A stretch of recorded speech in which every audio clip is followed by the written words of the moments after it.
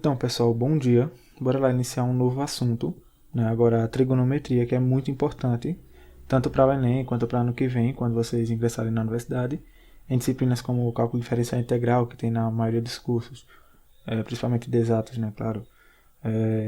A trigonometria é muito importante porque ela é básica, tá? E ela é meio que um fundamento para muitos assuntos, como vocês vão ver, até no decorrer desse curso. Então, como a própria nomenclatura, né, o nome sugere, seria o estudo da medida dos triângulos, dos seus lados, né, das relações que a gente pode extrair, né, fazendo divisões, por exemplo, entre as suas arestas e os seus ângulos também, né, uma relação entre os seus três ângulos. E é isso que a gente vai estudar na aula de hoje. Aí a ideia, basicamente, seria a gente tem um triângulo qualquer, nesse caso um triângulo retângulo, já que ele tem um ângulo reto de 90 graus, e um ângulo θ qualquer. Aí, digamos que nesse caso tenha uma base em vermelho de 4 e uma altura em azul que meça 2. E aí, se eu fizer a altura sobre base, 2 sobre 4, eu tenho 0,5 como resultado. E agora vamos supor que eu amplie esse triângulo sem mexer nos seus ângulos internos. Eu vou só meio que aumentar ele, mantendo as suas proporções. Seria como nesse caso. Manteve aqui o ângulo reto, o ângulo θ, né? Vê que ele é meio que igualzinho ao de cima, só que expandido.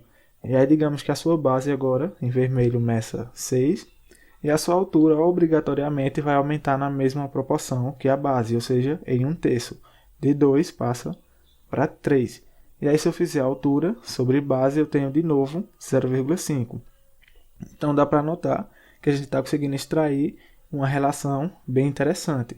Aí eu posso continuar fazendo isso, né? Aumentar de novo o triângulo, mantendo os ângulos internos iguais, e notem que todos eles são semelhantes, que é já dando um spoiler, que a gente vai ver na aula de geometria plana, semelhança de triângulos, que seria se você mantém os ângulos internos iguais, os lados dos triângulos vão ser proporcionais entre si. Então, como a gente vai confirmar mais para frente, né? Na aula de geometria plana, mas se aplica agora também. Aí se essa base, digamos agora, meça 8, a altura vai aumentar na mesma proporção, vai para 4. E se eu fizer a altura sobre base, eu tenho de novo 0,5. Isso é bem interessante. E aí se eu quisesse, né, essa relação aqui está me dando de divisão de altura sobre base, está me dando um valor constante, aí eu poderia chamar ele de algum nome, por exemplo, seno, cosseno ou tangente, se eu quisesse, uma nomenclatura. E aí digamos que eu não tivesse, nesse último caso, a altura, fosse uma incógnita aqui, mas eu soubesse dessa relação de altura sobre base dar 0,5, aí eu poderia usar a base para descobrir a altura. E essa é a ideia, né, como eu falei, de semelhança de triângulos, mas que também é a ideia básica para a trigonometria. E aí a gente vai continuar agora, começando pela trigonometria no triângulo retângulo, que é justamente a ideia que a gente estava vendo agora. Então, temos aqui um triângulo retângulo, aí retângulo porque ele possui esse ângulo reto, que seria de 90 graus, representado por esse símbolo, né? E a gente, a partir disso, já pode começar dando, né, nomes aos seus lados, né, uma nomenclatura para as arestas desse triângulo. Aí, primeiro, o lado que fica oposto a esse ângulo reto, que é o maior deles, dá para ver aqui que esse é o maior dos três lados, é o que a gente chama de hipotenusa, tá? E os outros dois lados, esse na vertical e esse que está na horizontal, a gente vai chamar de catetos. Pode ser oposto ou adjacente, e aí vai depender da posição relativa do ângulo que a gente está analisando. Se eu me referir a esse ângulo θ aqui embaixo, aí o cateto oposto vai ser literalmente, como o próprio nome está dizendo, o cateto que está oposto a esse ângulo, desse lado aqui. E o cateto adjacente vai ser esse que sobra na horizontal. Aí adjacente, a palavra significa que ajuda na formação. Então, quem está formando esse ângulo θ é a hipotenusa, nesse lado, junto com o cateto adjacente. Então, lembre-se disso, o cateto adjacente ele ajuda na formação do ângulo. O cateto oposto está do outro lado, né, literalmente oposto ao ângulo. E eles são catetos relativos, depende da posição que esse ângulo está. Se eu colocar, por exemplo, aqui o mesmo triângulo, mas eu me referir agora ao ângulo θ lá em cima, agora nessa posição, aí vai inverter. Quem é que está oposto ao ângulo θ? É esse cateto aqui embaixo. E quem é o adjacente, que ajuda na formação do ângulo θ? É esse cateto. Já que ele está formando esse cateto com a hipotenusa, é quem forma um ângulo θ. Isso aí você tem que ter bem em mente, tá?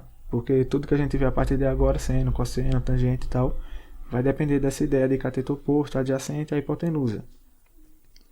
E o passo, né, seria sempre identifica o cateto, o ângulo reto, o oposto a ele, que é o maior lado, é a hipotenusa, e o oposto, cateto oposto e cateto adjacente, vai ser relativo à posição do ângulo que a gente está se referindo, o ângulo θ nesse caso.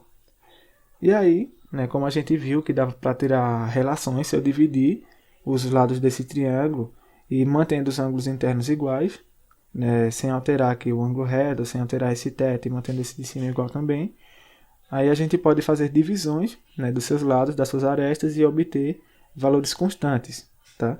Isso tem muitas aplicações para trigonometria e algumas delas a gente vai ver hoje. Aí, quais seriam, né, essas constantes que dá para a gente tirar?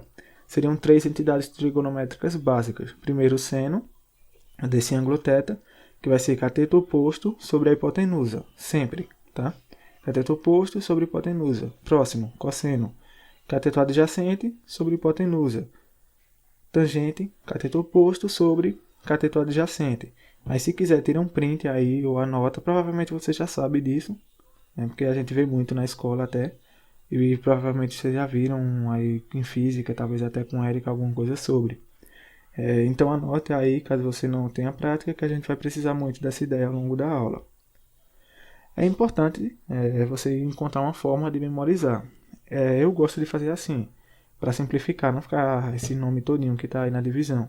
Simplifica, aí seno, por exemplo, vira CO sobre H, cosseno CA sobre H, e tangente CO sobre CA, que seria o famoso coca, para você lembrar. E o restante, né, os dois que faltam, hipotenusa e hipotenusa no denominador.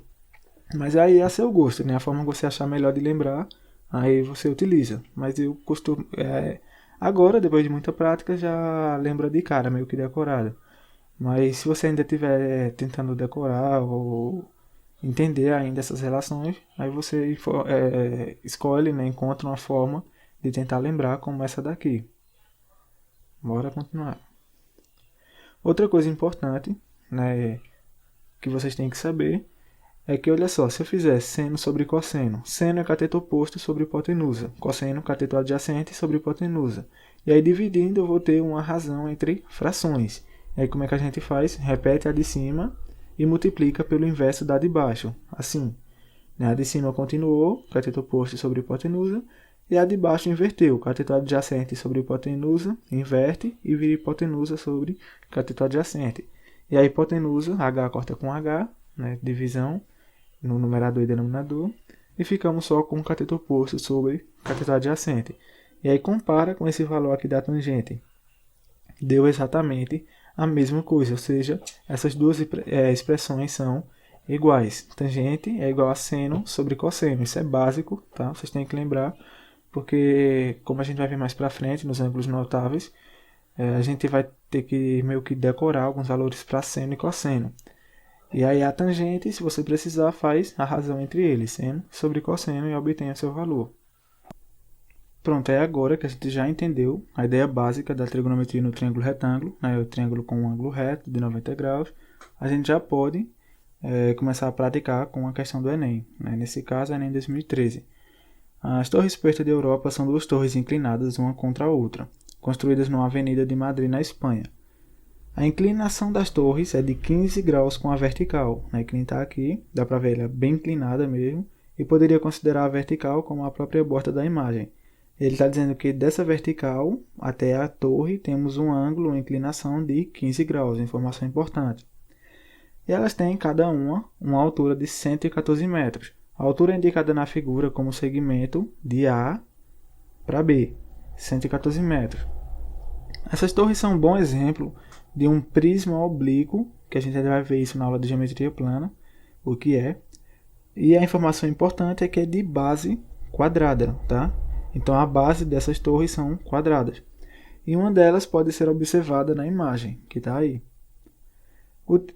Utilizando 0,26 como valor aproximado para a tangente de 15 graus e duas casas decimais nas operações, descobre-se que a área da base desse prédio ocupa na avenida, então ele quer a área da base que é quadrada, né, desse prédio.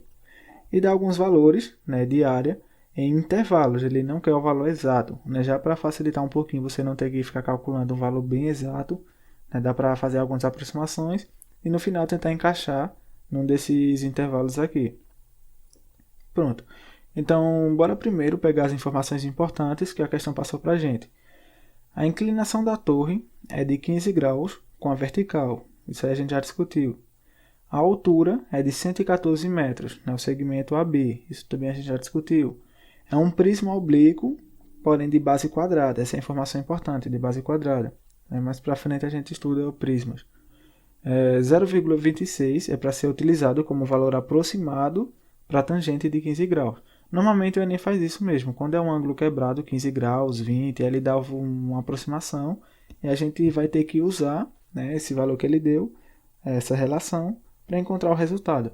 Aí alguns ângulos que a gente vai ver lá para metade da aula são os notáveis, 30, 45, 60, né, esses aí a gente vai ter que saber os valores. Mas por enquanto esses aí tá, né, de 15 graus o Enem vai passar para a gente. A área da base desse prédio é o que ele pede. Então, bora lá, né, estruturar o nosso problema. Temos aqui, de A para B, ou de B para A altura, né, na vertical desse prédio, desse segmento. Aqui temos a sua base, né, que a gente vai ter que descobrir. A ideia é encontrar a área da base. Então, se encontrarmos o valor dessa aresta aqui, como é de base quadrada, então é só elevar o valor ao quadrado que encontramos a área, não é isso? Então, primeiro objetivo, encontrar o valor dessa aresta aqui, dessa base, para depois elevar ao quadrado e encontrar a área, tá? E, para fechar o triângulo, temos aí essa aresta na lateral inclinada do prédio. Então, pronto, esse aí é a estrutura. A altura, ele deu 114 metros, essa inclinação com a vertical é de 15 graus. Então, eu vou limpar aqui, para não ficar muito ruim de observar. E vamos começar a estruturar. A altura, vou trazer para cá 114 metros, nessa aresta verde. A base, essa aresta horizontal eu vou deixar em azul. E a nossa incógnita x. Então, a gente descobrindo esse valor de x, resolveu o problema, porque é só elevar x ao quadrado, que eu vou ter o valor da minha área de base quadrada. Para um quadrado, né? A hipotenusa não vai interessar para a gente, já que vamos ter que trabalhar com tangente, né? Aqui, se é um ângulo reto, né, se aqui é vertical e aqui é horizontal, então temos um ângulo reto. Né, dá para colocar aqui. Então, já temos um triângulo retângulo, que é daí que vem a ideia de seno, cosseno, tangente. Né? Para você poder trabalhar com o cateto oposto e o cateto adjacente, vai precisar de um triângulo retângulo. E aí, não dá para trabalhar só com isso, vamos precisar de mais um ângulo. Né?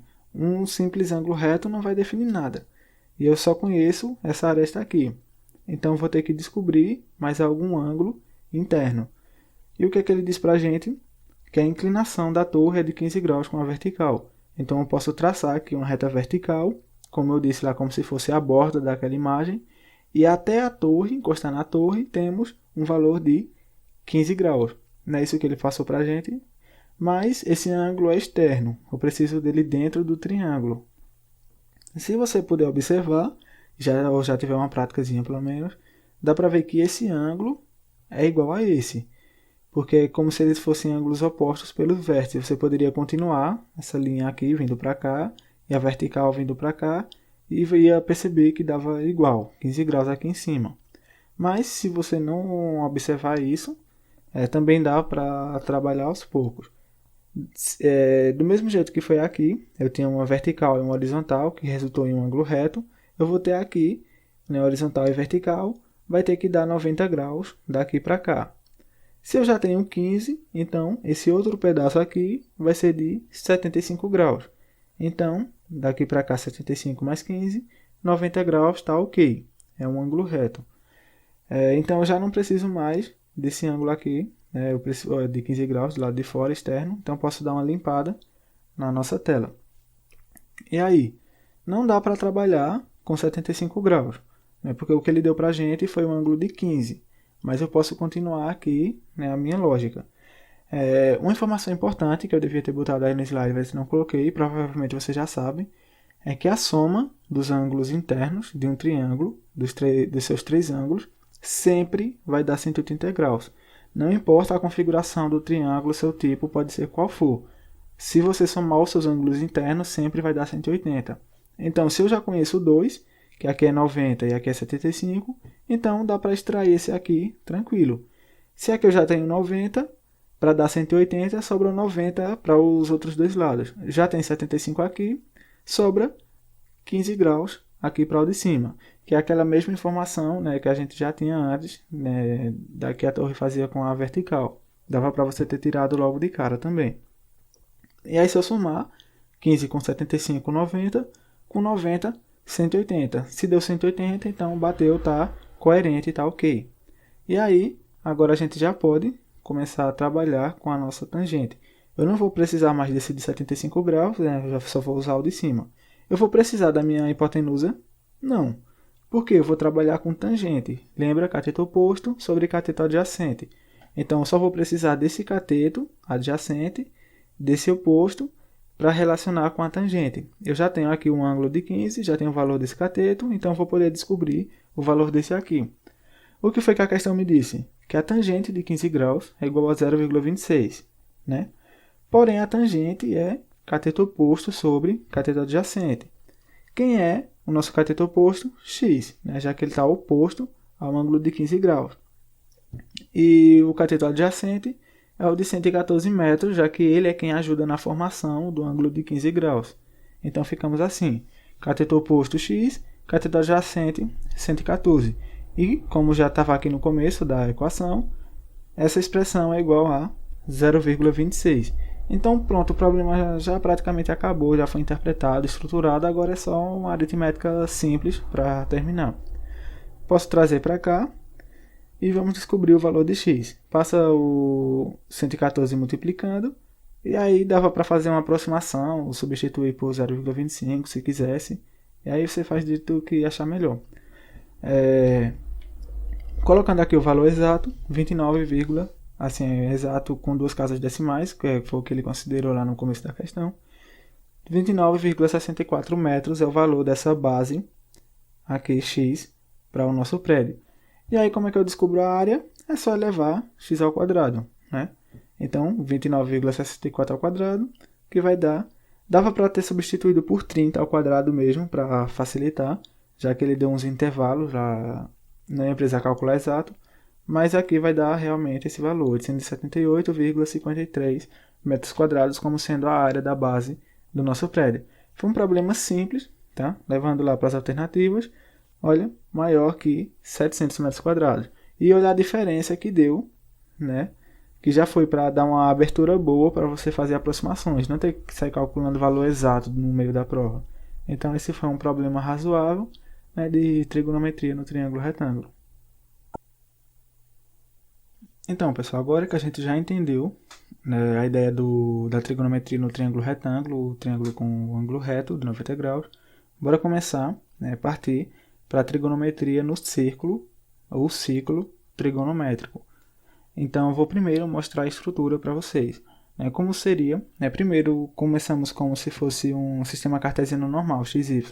Traço dois eixos perpendiculares entre si e aqui onde seria o eixo das abscissas, onde é o x, normalmente eu coloco o cosseno do ângulo. E aqui onde seria o eixo das ordenadas, o y, eu vou colocar o seno do ângulo. E seria em ordem alfabética, cosseno, depois seno, né? xy, aí primeiro o cosseno, depois o seno, em ordem alfabética para você decorar. E segundo passo, traçar uma circunferência de raio igual a 1 centrada na origem do sistema, assim, raio igual a 1.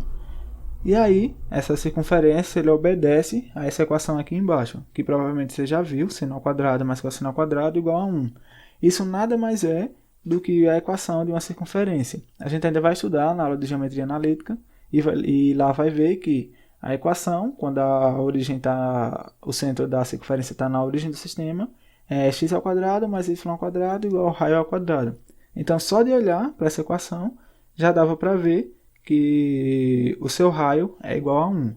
Então, daí, dessa ideia do raio ser igual a 1, também dá para extrair que o seno e o cosseno estão presos no intervalo que vai de menos 1 até 1. Ou seja, ele vem daqui, que é menos 1, né, já que daqui para cá é o raio.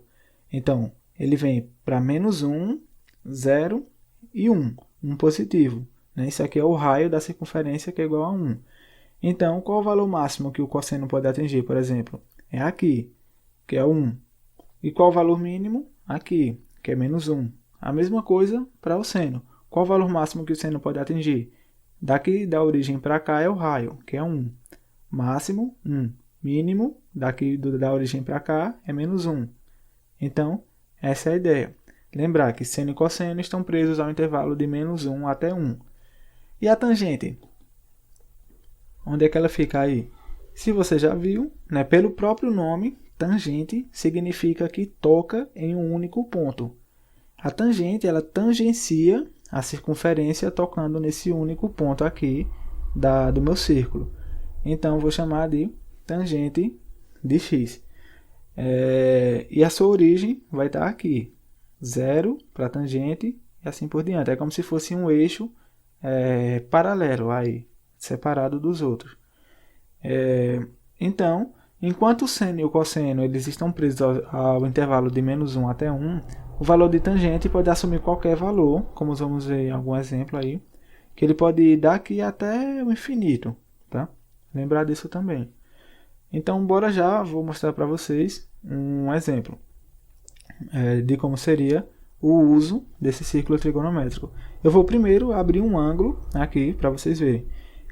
O ângulo ele sempre vai partir positivo, saindo do cosseno e vindo no sentido anti-horário, vindo daqui para cá. Por exemplo, um ângulo de 45 graus. Preste atenção no sentido desse ângulo.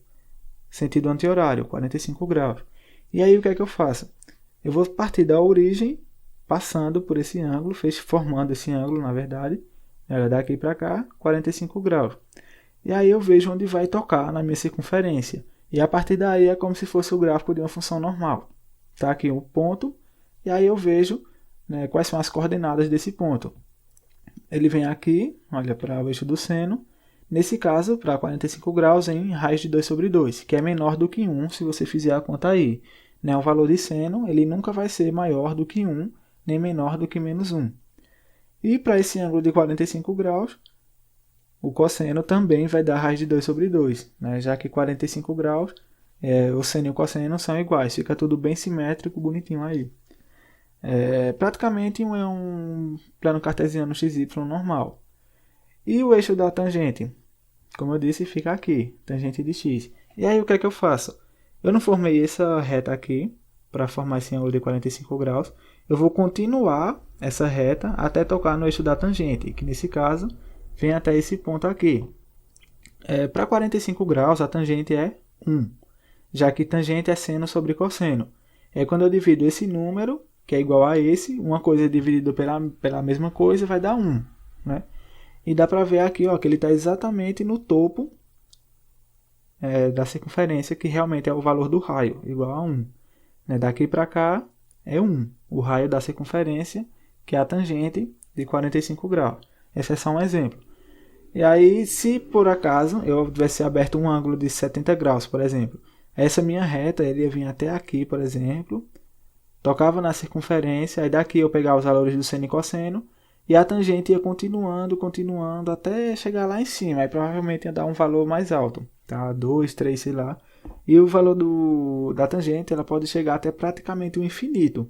Se essa minha reta ela vier aqui, quase tocando no eixo do seno, aí eu vou continuando ela até tocar no eixo da tangente, que se acontecer só lá em cima. Aí a tangente, por exemplo, você jogar na calculadora aí, jogue para você ver, tangente de 89 graus.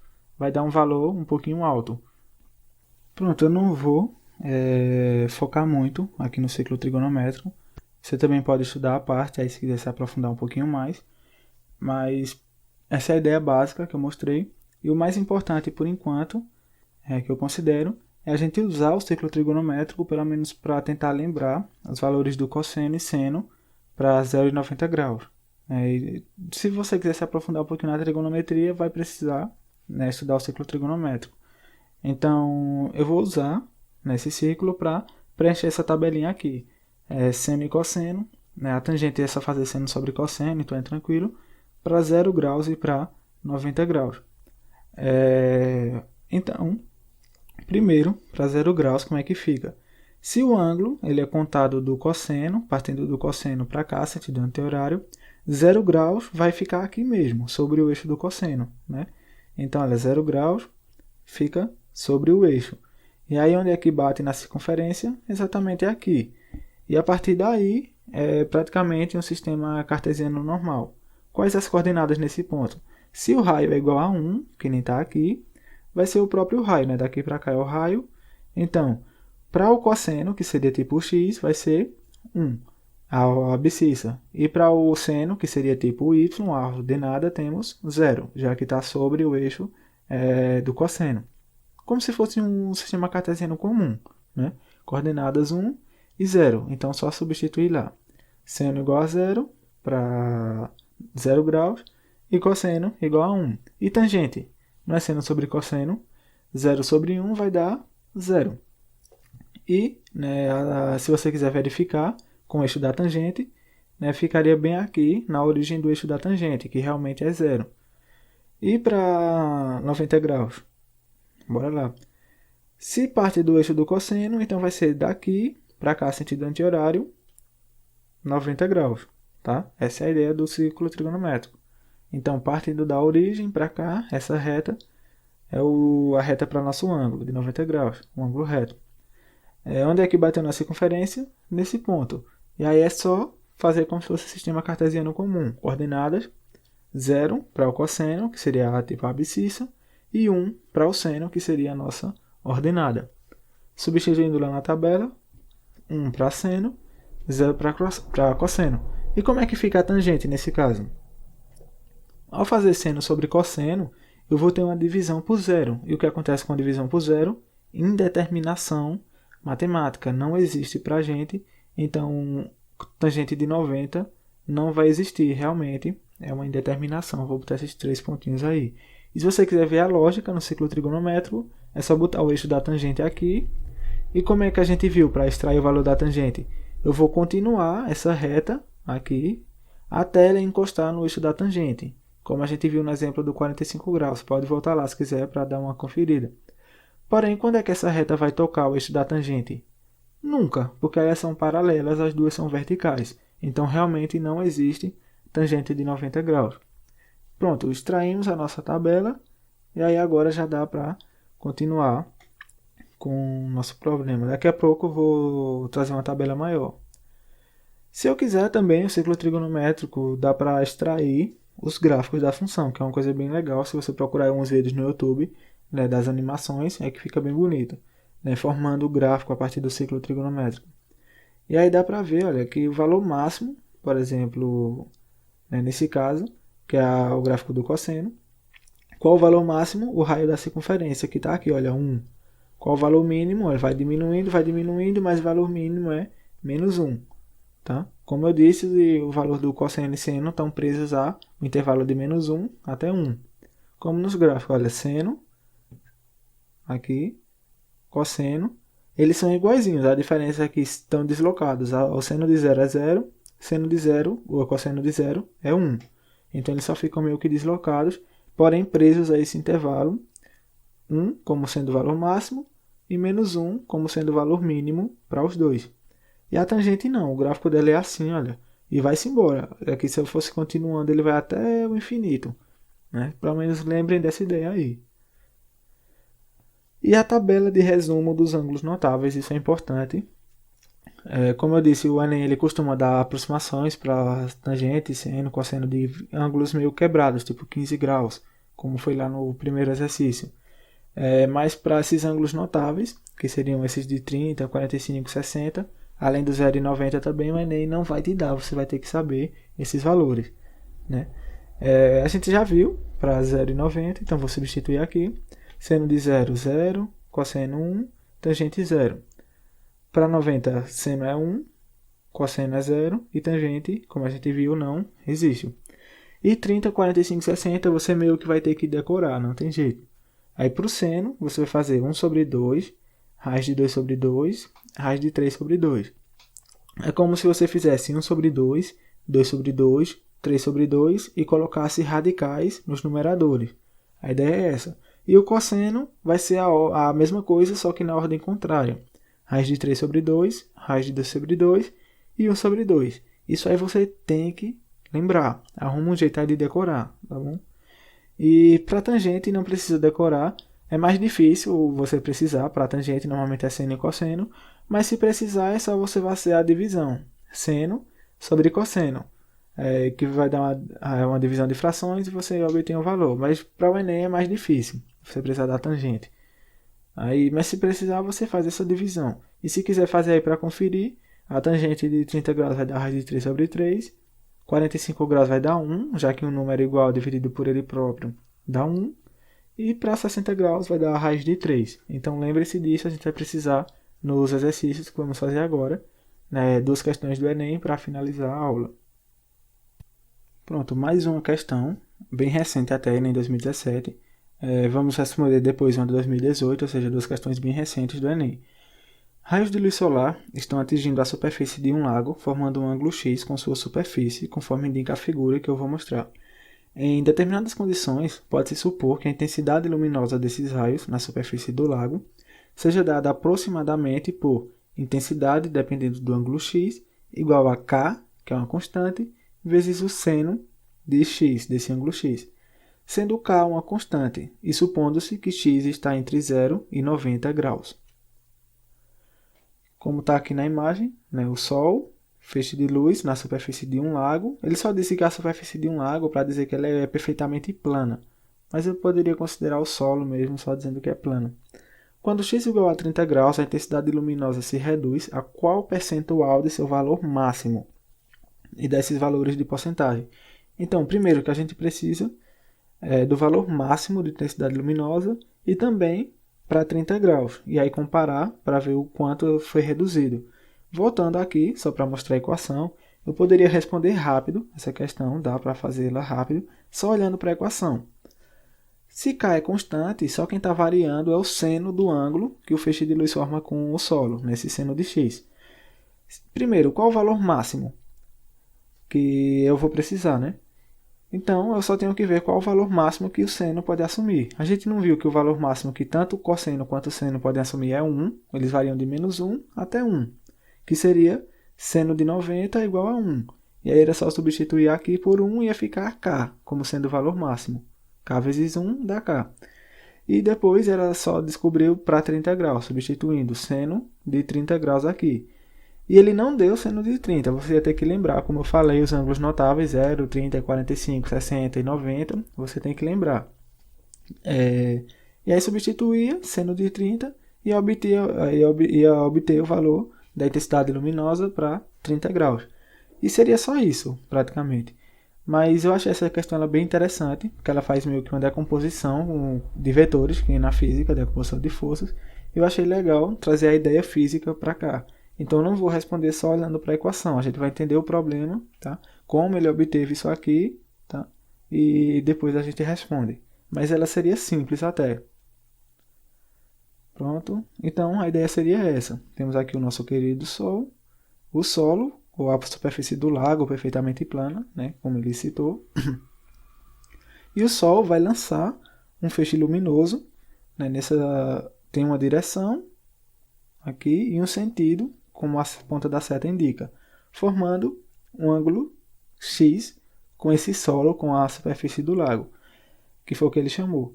E aí é como se ele tivesse dito que a intensidade desse feixe é a intensidade total, ou posso chamar de valor, sei lá, da luz desse feixe, igual a K, que foi a nomenclatura que ele utilizou.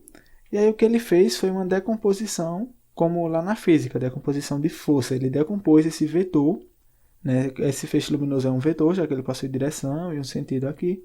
E ele fez essa decomposição. Como? Vou trazer aqui para o lado um valor K para esse feixe luminoso, um valor total. E aí ele tem esse sentido, vindo para a esquerda e para baixo ao mesmo tempo. Então eu vou decompor ele em duas componentes. Uma vertical, voltada para baixo, e uma horizontal, voltada para a esquerda. Como eu disse, se você já viu decomposição de força, é praticamente a mesma ideia. E aí, esse vetor principal, o de valor K, ele meio que deixa de existir e agora vai ser representado por essas duas componentes que ainda estão, né, aqui. E a que importa para a gente é qual? É como se ele tivesse dito que essa aqui é o total. Aí essa parte é o que realmente cai na sua cabeça, cai lá no solo, na vertical, vindo a incidir na gente. E essa parte é como se ela fosse embora. E ela é desprezada. Então só o que ele trabalhou foi com esse vetor, que eu vou deixar ele, essa componente, que eu vou deixar em vermelho, como se fosse a mais quente, entre aspas, que é o que realmente esquenta o solo. Tá? Nessa decomposição de forças, entre aspas. Decomposição de vetores. E eu vou chamar, ele chamou de I, de intensidade luminosa, eu vou chamar de IL, para ficar um pouquinho melhor. Temos aqui um ângulo reto, então já temos nosso triângulo retângulo, e um ângulo que ele chamou de X. Tá? E aí é só trabalhar agora com trigonometria. Eu quero obter essa intensidade luminosa, que está em vermelho aí. Como é que eu faço? Trabalho com quem? Se eu tenho esse ângulo, esse cateto IL é oposto a esse X. Então, quem é que trabalha com cateto oposto e também a hipotenusa, que é conhecida, valor K? É o nosso seno. Cateto oposto sobre hipotenusa, que está até aí na mesma cor em vermelho. Qual é o valor do cateto oposto? IL, a intensidade luminosa. E a hipotenusa, K. Isola a intensidade, que é quem a gente quer, e eu tenho K, seno de X. E essa é exatamente a fórmula que ele apresentou para a gente, se você quiser voltar lá para conferir. Eu achei bem interessante essa ideia que ele utilizou. Né? É como se esse fosse o feixe que o Sol lança, mas o que realmente esquenta o solo, esquenta a gente, é esse aqui que está na vertical, voltado para nossas cabeças. Tá? E o que a questão pede? Quando x igual a 30 graus, a intensidade luminosa se reduz a qual percentual de seu valor máximo? Então, primeiro, a gente descobre o valor máximo e depois para 30 graus. Limpando aqui. Qual é o valor máximo da intensidade luminosa? Pensa aí. Dá para fazer olhando a equação lá, como eu disse, já no começo da questão. Mas bora para a lógica. Quando é que meio que o Sol está mais quente, entre aspas? Não é no meio-dia, né? Porque ele vem para essa posição bem aqui em cima da gente. Eu vou deixar até de uma cor vermelha, né? Como se ele estivesse mais quente de novo, entre aspas. E aí, ele vai lançar todo o seu feixe luminoso diretamente na cabeça da gente. Ou seja, todo o valor de K é a própria intensidade luminosa. Então já dá para ver que qual o valor máximo de intensidade luminosa? K, que é como se fosse ao meio-dia, quando o Sol está a pino, que a gente chama. E os feixes luminosos vêm na vertical, todo para a cabeça da gente. Por isso que ele está mais quente. E aí? Como eu disse, você podia simplesmente olhar aqui para a equação. Qual o valor máximo que o seno pode assumir? 1. E aí, o valor máximo para essa equação seria K. Mas você ainda pode ser chato e procurar a lógica. Qual o ângulo que esse feixe forma com o solo? Um ângulo reto, tá? 90 graus. X igual a 90 graus. Substituindo lá na equação, seno de 90. Quem é seno de 90? A gente já viu lá na nossa tabela de ângulos notáveis. Seno de 90 igual a 1. Então, substituindo aqui, K vezes 1, obtemos o nosso valor de intensidade máximo luminosa, intensidade com valor K. Então, esse é o máximo, tá? Já que o seno ele varia de menos 1 até 1, como eu citei já anteriormente. Então, trago para cá e já temos meio que metade da questão feita. E agora, falta descobrir para 30 graus, que seria, nesse caso, o valor da intensidade luminosa para x igual a 30 graus, assim. De novo, pego a equação. Seno de 30, quem é? Como eu disse, a questão ela não dá. Se você voltar lá, ela não te forneceu o seno de 30, mas você precisa. E aí você vai ter que lembrar, o ângulo notável, está lá na tabelinha, seno de 30, 1 meio. Substituindo, K vezes 1 meio, ou 0,5K. Esse é o valor da intensidade luminosa para um ângulo X de 30 graus. Praticamente acabou a questão. Como eu disse, ela não é difícil, eu só demorei aqui porque eu quis fazer essa analogia, mostrar a física por trás, um pouquinho, basicamente, pelo menos, não me aprofundei. E, continuando, quando x igual a 30, a intensidade luminosa se reduz a qual percentual do seu valor máximo? E dessas opções. E aí, temos o valor máximo é K, e para 30 graus é 0,5K. Então já está na cara, né? E L igual a 50% de K, quando x igual a 30 graus. Tem nem o que fazer, 50% do valor máximo, comparando aqui dá letra B, alternativa correta. Se você quiser, volta a questão aí e responde olhando só para a equação, como eu disse, aquela funçãozinha que ele forneceu para a gente. Na verdade não é uma equação, vamos chamar de equação, mas é uma função, tá? Uma função da intensidade luminosa em dependência do ângulo x. Pronto, mais uma questão para finalizar. Em 2017, um desenhista, projetista, deverá desenhar uma tampa de panela em forma circular. Para realizar esse desenho, ele dispõe no momento de apenas um compasso, cujo comprimento das hastes é de 10 cm, um transferidor e uma folha de papel com um plano cartesiano. Para esboçar o desenho dessa tampa, ele afastou as hastes do compasso de forma que o ângulo formado por elas fosse de 120 graus. A ponta seca está representada pelo ponto C, a ponta do grafite está representada pelo ponto B e a cabeça do compasso está representada pelo ponto A, conforme a figura, que é essa aqui. Ele encheu a gente de informação, botou aqui um sistema cartesiano, olha, 1, 3, tal, aí o compasso, mas a gente não vai precisar disso tudo, só do compasso e dessa linhazinha aqui embaixo. Após concluir o desenho, ela o encaminha para o setor de produção. Ao receber o desenho com a indicação do raio da tampa, verificará em qual intervalo esse se encontra e decidirá o tipo de material a ser utilizado na sua fabricação, de acordo com os dados.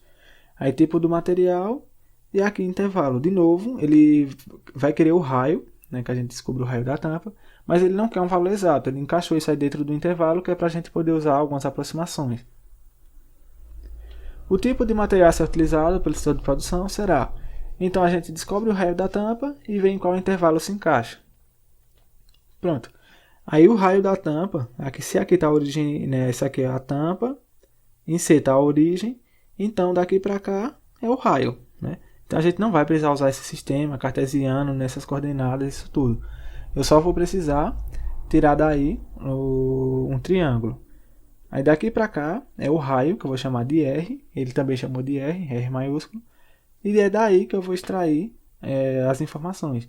As hastes desse compasso ele disse que medem 10 centímetros, são iguais, e esse ângulo, né, de abertura, 120 graus. Então eu vou trazer para cá esse triângulo, né, quais são as informações que ele me deu, as hastes, né, aqui um ângulo de 120 graus, e as hastes 10 centímetros, e 10 centímetros, formando um triângulo isósceles, né, que ele tem dois lados iguais. Por isso que ele fica assim meio que simétrico em relação a uma vertical que passa no meio, dividindo o triângulo. Porém, está meio estranho isso aqui, né?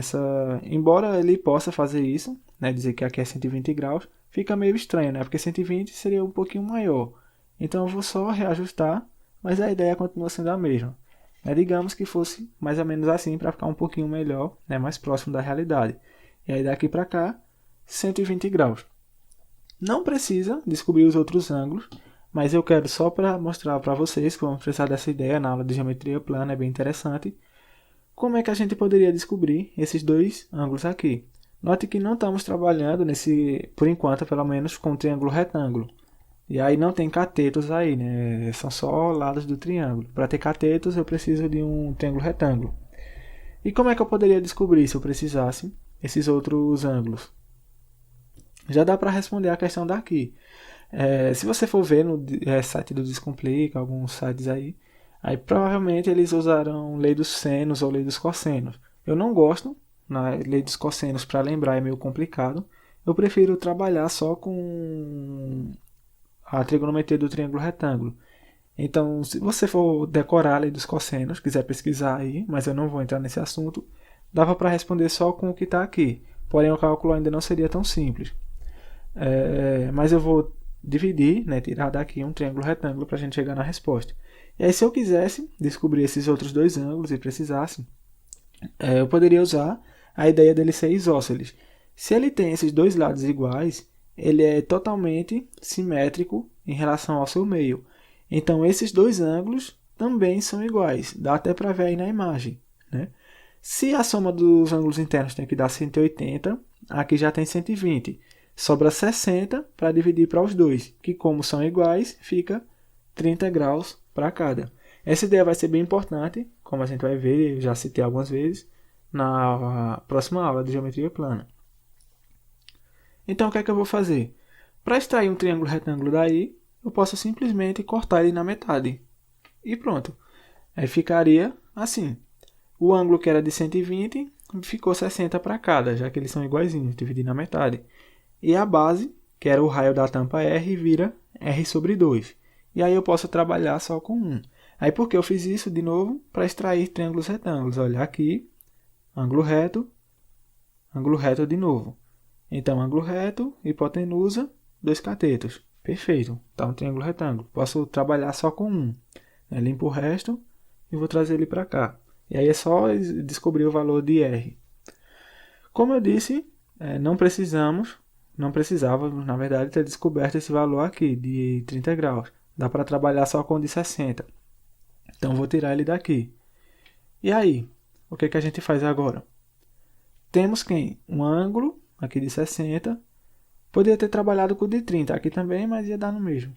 Quem é esse cateto? É o oposto a esse ângulo de 60. E aqui é a hipotenusa. Qual é a entidade trigonométrica que relaciona cateto oposto e hipotenusa? Seno do ângulo. Cateto oposto sobre a hipotenusa. Então, ficamos com seno de 60 igual a cateto oposto a esse ângulo é R sobre 2. E a hipotenusa desse triângulo retângulo é 10 centímetros. Divisão de frações, como faz? Repete a de cima, R sobre 2, multiplica pelo inverso da de baixo. Quem era 10, inverte e fica 1 sobre 10. Multiplicando os denominadores, dá R sobre 20. Então, simplificando aí, o que temos é que o raio da tampa da panela sobre 20 é igual a seno de 60. O que é que nos falta? Praticamente descobrir esse valor do seno. Eu posso passar o 20 para lá, primeiro, e o valor do raio já está isolado. Mas e aí, quem é o seno de 60? De novo, note que ele não deu um valor aproximado para seno de 60. Você que se vire para lembrar, porque é um ângulo notável. Está lá na nossa tabela, meio que ter que decorar essa tabela. Menos a tangente, né? Seno e cosseno, você decora, a tangente é seno sobre cosseno. E aí temos que seno de 60 é igual a raiz de 3 sobre 2. Trazendo para cá, ficamos com raio igual a 20 vezes seno de 60, que é raiz de 3 sobre 2. Dividindo, 20 sobre 2 dá 10 raiz de 3, e ele também não te deu um valor para raiz de 3. Você poderia lembrar, eu lembro, que é aproximadamente 1,73. Mas se você lembrasse que era 1,7, já estava bom, porque ele te deu um intervalo para encaixar o resultado. Não precisa ser exato, dá para aproximar. Mas aqui eu vou botar com duas casas decimais. 10 vezes 1,73.